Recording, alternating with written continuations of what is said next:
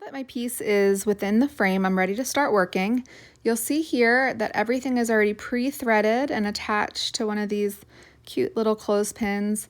And I took standard embroidery floss, but just went ahead and separated out 2 threads. So standard embroidery floss, if you're not familiar, is 6 threads that are all together, and we're working with 2 threads at a time, so it will still have some control in terms of holding the beads in place, but it's not going to be too thick to be able to pull through.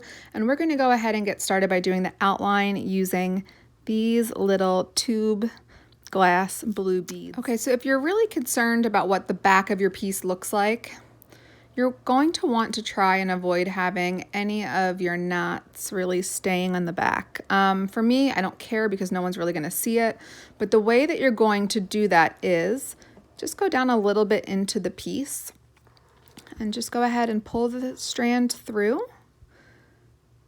And I'll usually just do 2 running stitches here. So here's 1. And remember, you're going to be covering this anyway with your beading, so it doesn't matter. And then you do the second one.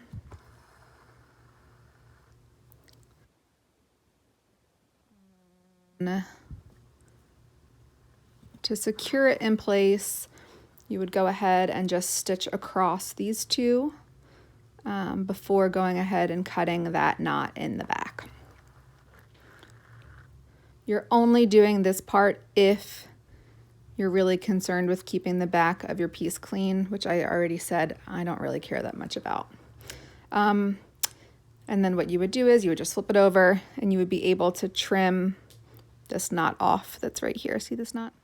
Okay guys, quick check in here. So after you get that first triangle in place, then you're going to start working in sets of 3 with these 2 beads. Now I promise you, once you get the 2 beads finished, things will move much more quickly. So you are going to essentially do 3 beads through, and then you can see, I'm going to try and zoom in pretty close here. You will do a stitch over each of these 2 spaces, and then if it still feels like it's moving, you can always run another stitch all the way back. You'll see here my triangle isn't necessarily perfect. The seed beads do move, but when we add in the beads that butt up against that, that's going to help bring some stability to that area. Okay, quick close-up on how to go ahead and add your sequins. So I'm going to go about a sequins away from the spot where I was, and then yours are together in the same container, but mine are in 2 separate. So I'm going to go ahead and first just attach the sequin. So you're going to want to attach it and hold each side down because otherwise it's going to flip. So you're going to do through the middle and then a stitch like off to the left, but also not touching your friend that's already there, as you can see on mine. And then kind of just like maneuver him over a little bit. But again, then you're going to do another stitch straight up through the center here. Pretty much anywhere on the right. No one's going to be that close to really see, oops, exactly where your stitches are. And then you're going to come right back up directly through the middle of that sequin, which can be fun once he's in place, trying to figure out where that is. Okay, there we go. And then just add the little ball into the middle.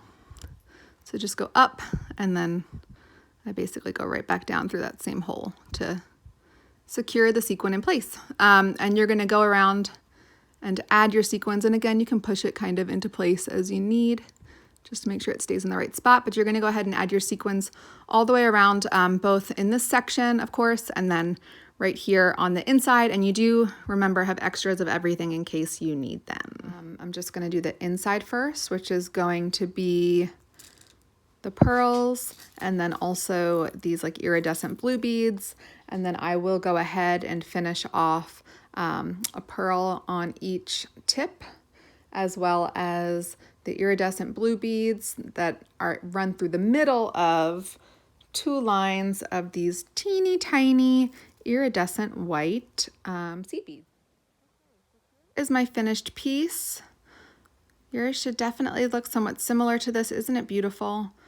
I really love this craft. So I went ahead and just tied a knot with that last strand that I was working with, and you can see my back isn't perfect, but nobody's gonna see it. Pretend that all of the back of my stitches are right here, and I have all of this extra felt to get rid of. So take a piece of thread. You're gonna want the full weight if you still have it, so not the separated strings, and your needle. I'm using a tapestry needle, so it's gonna be fun trying to get this through the felt.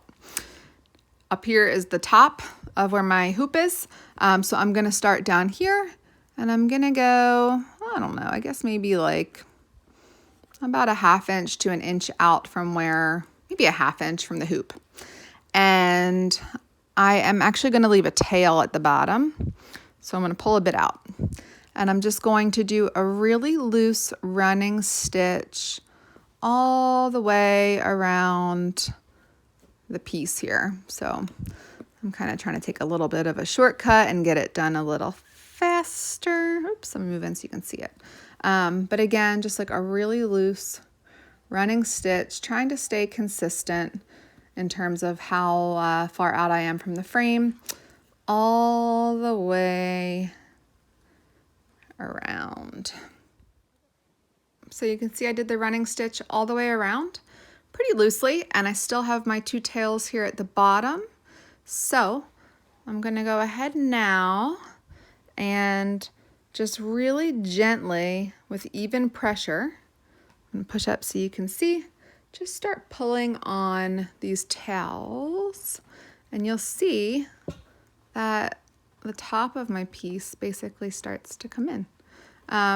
You can definitely tuck it in, and if you want to do like a stitch maybe there to secure it, it's not a bad idea, especially with the felt. When you're working with like a thinner fabric, it kind of comes in a bit easier, but like doing a quick little stitch there isn't bad. But regardless, I'm gonna go ahead and first, I need to trim my tails just a smidgy because they are extra long here. But then I'm just gonna tie like a little bow. So again, keeping it tight, I'm just going to knot right here. And then, again, nobody's gonna see the back unless you're gifting it. You could always like also put a piece of fabric under there, but I'm just gonna double knot that bow. I would obviously trim this if I'm hanging it on the wall. And this is it. Thanks so much for joining me. Hope you enjoyed your craft.